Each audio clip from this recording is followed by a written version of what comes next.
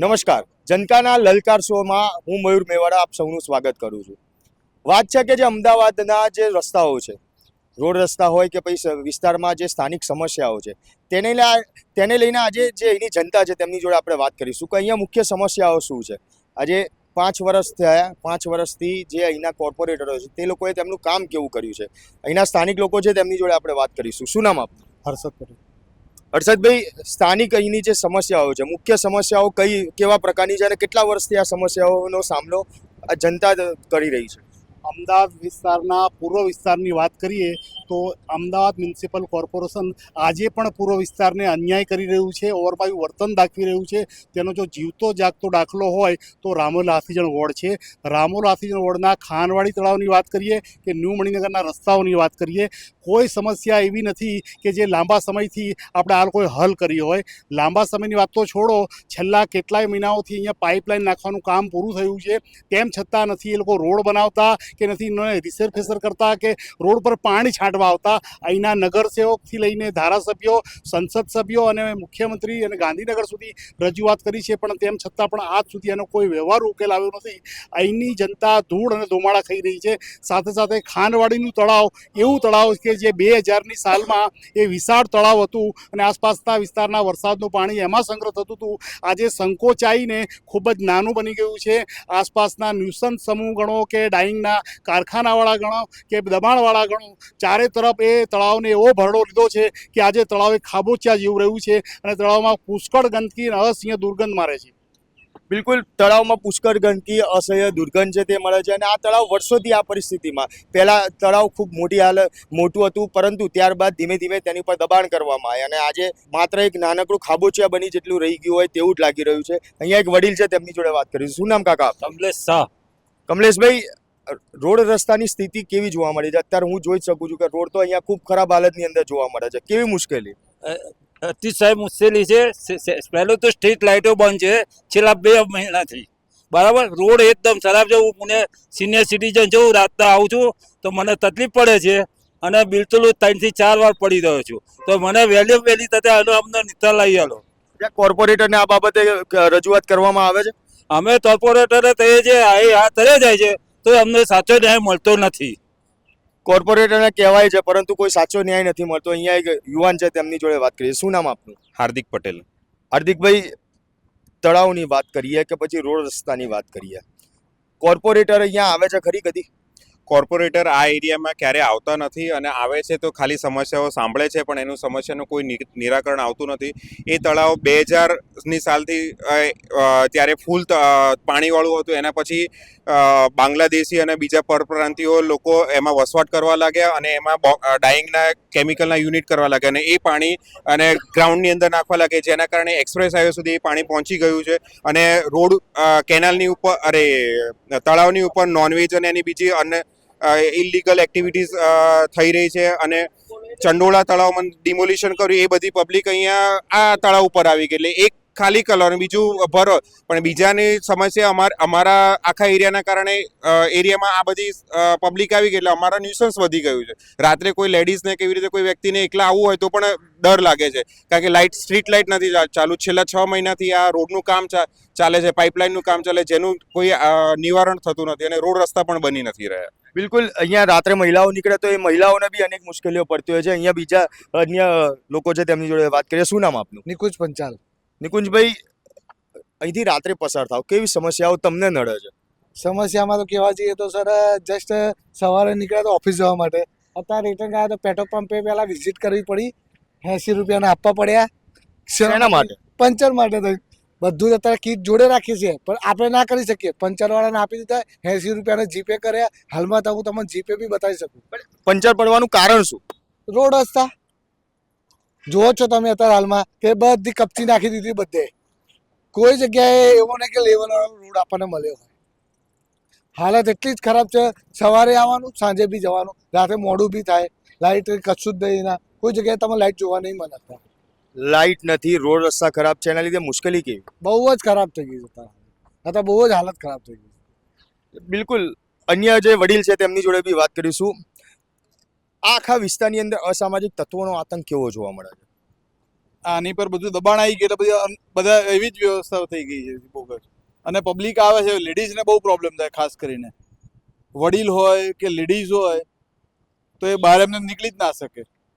અને આ ખાડા એટલા છે કે પડી જાય. આ જ વસ્તુ ધારો કે પશ્ચિમમાં હોત તો રામોલ હાથીજણ વોર્ડ જેવી હાલત જ ના હોત. ત્યાં બીજે રાતોરાત થઈ જાત, કારણ કે ત્યાં બધા ઊંચા વ્યક્તિ છે, અહીંયા બધા શું નીચા છે. એટલે પૂર્વ પશ્ચિમનો ભેદભાવ છે કરવા 100% છે. અહીંયા કોઈ ઓરમાયું વર્તન જ છે પાકા પાયે. કોર્પોરેટર કે અહીંના જે સ્થાનિક ધારાસભ્યો હોય કદી પબ્લિકને મળવા આવ્યા છે ખરી? અહીંયા કોર્પોરેટર કોણ પહેલા તો? અમને ખબર જ નથી, કારણ કે કોર્પોરેટર મળ્યા હોય તો ખબર પડે ને કોર્પોરેટર કોણ છે. ચૂંટાયા પછી કોઈ વ્યક્તિ આવતું જ નથી. અને સરકાર મોટી મોટી ઓલિમ્પિકની ને એવી રીતે વાતો કરે છે, પણ તળાવ ઉપર કોઈ સ્પોર્ટ્સનું કેવી રીતે ઇન્ફ્રાસ્ટ્રક્ચર ડેવલપ કરે તો નીચલા લેવલથી, ગ્રાઉન્ડ લેવલથી લોકો તૈયાર થાય અને ઓલિમ્પિકની અંદર કે કોમનવેલ્થની અંદર ભાગ લઈ શકે. ગ્રાઉન્ડ લેવલ મજબૂત હશે તો ઓટોમેટિક મજબૂત થશે. પણ એની જગ્યાએ સરકાર ખાલી ને ખાલી વસ્તી, પરપ્રાંતીય વસ્તીને ગેરકાયદેસર પ્રવૃત્તિ કરવા માટે જગ્યા આપી દીધેલી છે. આજે રાજકોટની અંદર કેટલું મોટું ડિમોલિશન થયું છે. અહીંયા સરકારને આંખ આગળ કાન કાઢા કરી દે છે કે ડિમોલિશન કંઈ કરી નથી રહ્યા. એએમસી ઘણી જગ્યાએ ડિમોલેશન કરે છે. ચંડોળા તળાવની વાત કરીએ કે ભાઈ હમણાં થોડા સમય પહેલા વટવામાં બી ખૂબ મોટું ડિમોલેશનની કામગીરી હાથ ધરવામાં આવી હતી. પરંતુ જે અહીંયા ગાડી જે ખાન તળાવ છે ત્યાં ગાડી વર્ષોથી જે અહીંના સ્થાનિક લોકો કહે છે કે ભાઈ દબાણ છે તે કરવામાં આવ્યું છે, તંત્ર દ્વારા કોઈ ધ્યાન નથી આપવામાં આવતું. સાહેબ પેપરમાં એ પણ છે ને વર્ષથી 1.5 વર્ષ થવા આવ્યું, કોઈ કામગીરી દેખાતી નથી. હવે ત્યાં સ્ટે આવેલો છે કે શું છે શું નહીં અત્યારે જાહેરાત એ આપણને ખ્યાલ નથી, પણ પેપરમાં એ ઓછામાં ઓછા 1.5 થી 2 વર્ષ ઉપર થવા આવ્યું.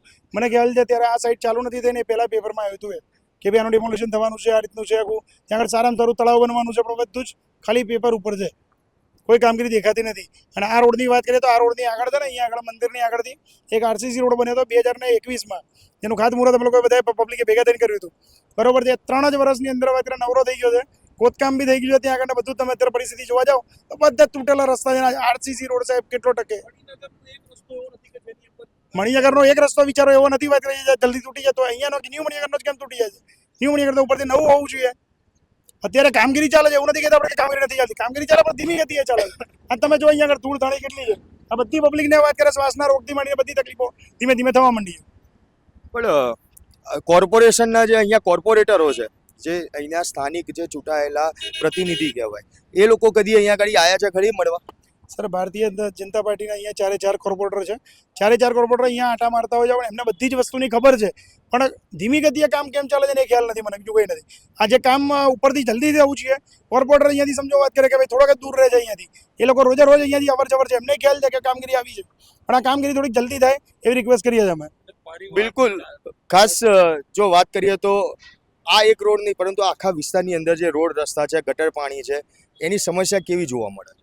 અહીંયા આવનાર જનાર પબ્લિકને બહુ તકલીફ પડે છે. અને જે બી વ્હીકલ લઈને જે બી માણસો ચાલતા હોય આ બધું એકદમ ધીમી ગતિએ કામ ચાલે છે અને બધી પબ્લિક અહીંયા લોકલ હેરાન થાય છે. એટલે સરકારને પ્લીઝ રિક્વેસ્ટ કરીએ છીએ કે ભાઈ આ કામ ઝડપથી કરે અને સરખી રીતે અને સારી રીતે કામ પતાવી દે, એમ તો શું પબ્લિકને નડતરરૂપ ઓછું થાય એમ. અહીંયા બીજા એક વડીલ આપણી સાથે છે, શું નામ આપનું? પ્રતિક. પ્રતિકભાઈ, કેટલા સમયથી આ વિસ્તારમાં રહો? 9 વર્ષથી રહીએ છીએ, પણ 9 વર્ષમાં આ આખા ન્યૂ મણિનગરમાં કેટલા એવા હશે કે જે લોકો પોતે વેરો ભરે છે, સારા બિલ્ડિંગોમાં રહે છે, 35 લાખ ને 50 લાખ ને 80 લાખની પ્રોપર્ટીના કિંમત જતી રહી. પણ તમે બેઝિક ઇન્ફ્રાસ્ટ્રક્ચર જોશો તો અહીંયા આગળ આ ન્યૂ મણિનગર માટે કોઈએ કામ નથી કર્યું. ન્યૂ મણિનગર માટે જો કોઈ કામ કર્યું, તમે ન્યૂ મણિનગરમાં ગમે ત્યાં જઈને તપાસ કરી આવો કે કોઈ પણ રોડ રસ્તો કે જેની પર તમે ચાલીને જઈ શકો. અત્યારે આ તમારો આ રોડથી આગળ જઈએ તો આરસીસીનો રોડ કર્યો હતો. આરસીસીના રોડ બનાવ્યા પછી એ લોકોને ખબર પડી કે અમારે જે રોડની સાઇઝ હતી એ સાઇઝ અમારાથી ખોટી બની ગઈ. એ રોડે એ લોકોએ તોડીને નવેસરથી બનાવવાની કોશિશ કરી, એ પણ ના થયો. હવે આરસીસીના રોડ બનાવ્યા પછી એ લોકો લેવલ ના આપી શક્યા, એટલે અત્યારની તારીખમાં સામે મહાદેવની સ્કીમના લીધે આખા ન્યૂ મણિનગરની અંદર પાણીનો સંગ્રહ થઈ જાય છે. કેમ થઈ જાય છે? કેમ કે ન્યૂ મણિનગરના આરસીસીના રોડનું પાણીનો પ્રવાહ આપવો જોઈએ તો તમારે એક્સપ્રેસવે બાજુ કાં તો તમારે પાણીની વરસાદી ગટર નિકાલ કરવો જોઈએ. તો કશું જ નથી, પાણીની ગટરથી માંડીને વરસાદી ગટર, કોઈ જાતની સુવિધાની સમસ્યા.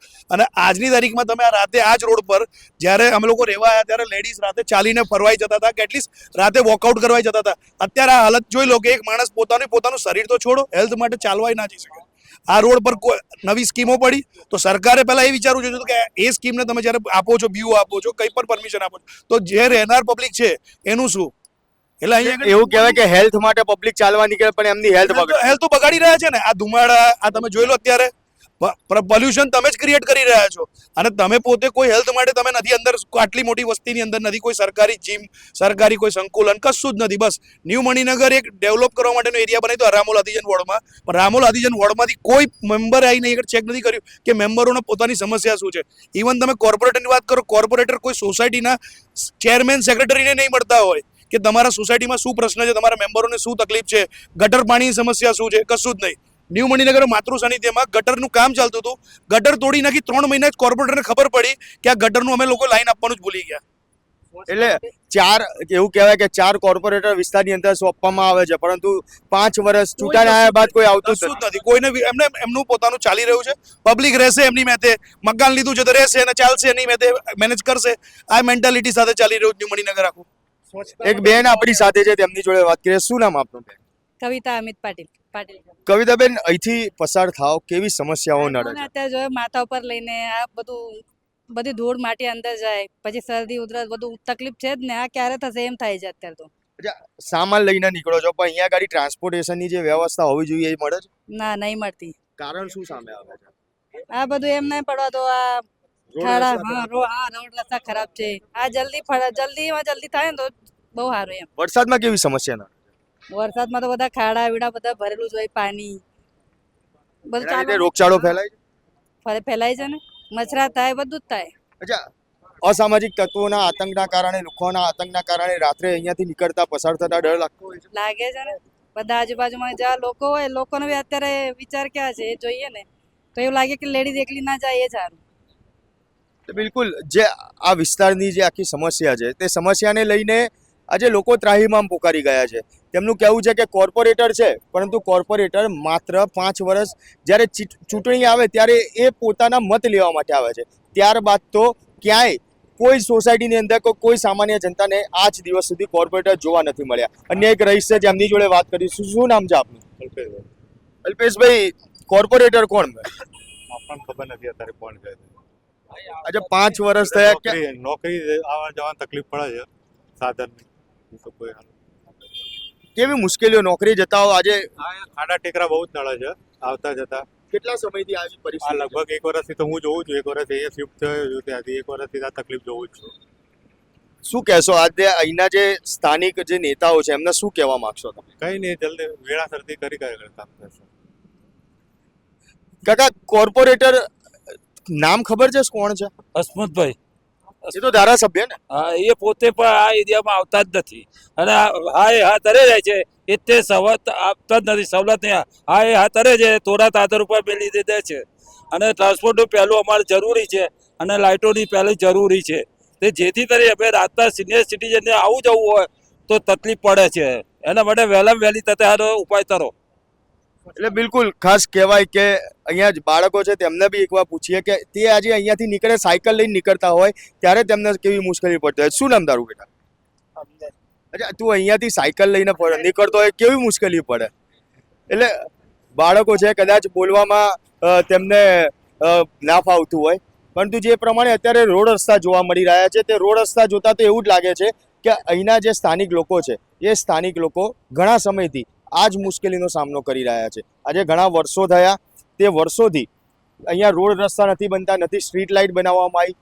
તદુપરાંત જે અહીંયા તળાવ છે કે જે તળાવ ઉપર વર્ષોથી દબાણ કરી દેવામાં આવ્યું છે. આમ તો એવું કહેવાય છે કે કોર્પોરેશન હોય, પોલીસ તંત્ર હોય, આવા દબાણો છે તે દબાણ ઉપર તબાઈ લાવે છે. દાદાનું બુલડોઝર છે કે જે અત્યારે ફરી રહ્યું છે, પરંતુ એ બુલડોઝર આ વિસ્તારની અંદર ઘણા સમયથી નથી આવતું. ન્યૂ મણિનગર વિસ્તાર કે જે ડેવલપ કરવાની વાત કરવામાં આવે છે, ન્યૂ મણિનગર વિસ્તારને એક કહેવાય કે મોડલ વિસ્તાર છે તે રીતે બનાવવાની વાત કરવામાં આવે છે, પરંતુ ખરેખર હકીકત શું છે જે અહીંયા આવ્યા ત્યારે ખબર પડી કે આ ન્યૂ મણિનગર વિસ્તાર માત્ર કાગળ ઉપર જ વિકાસ કરવામાં આવતો હોય તેવું લાગી રહ્યું છે. અહીંના જે સ્થાનિક લોકો છે તે લોકોની સમસ્યાનું કોઈ જ નિરાકરણ નથી આવતું. ત્યારે તમારું આ બાબતને લઈને શું માનવું છે તે કોમેન્ટ બોક્સમાં જરૂરથી જણાવજો. સાથે જ જે જનતાના લલકાર લઈને, જનતાનો અવાજ લઈને અમે નીકળ્યા છે, ત્યારે તમારી જે સમસ્યા હોય તે સમસ્યા અમારા સુધી જરૂરથી પહોંચાડજો. અમે તમારો અવાજ બનીને આજે તમારી જે સમસ્યા છે તે અમે સરકાર સુધી અને તંત્ર સુધી પહોંચાડીશું. પરંતુ જે પ્રમાણે તંત્ર સૂતું જોવા મળી રહ્યું છે તેને લઈને તમે શું માનો છો તે કોમેન્ટ કરીને જરૂરથી જણાવજો. સાથે જ અમારા આ વિડીયોને લાઇક, શેર અને ચેનલને સબસ્ક્રાઇબ કરવાનું ભૂલશો નહીં. આભાર.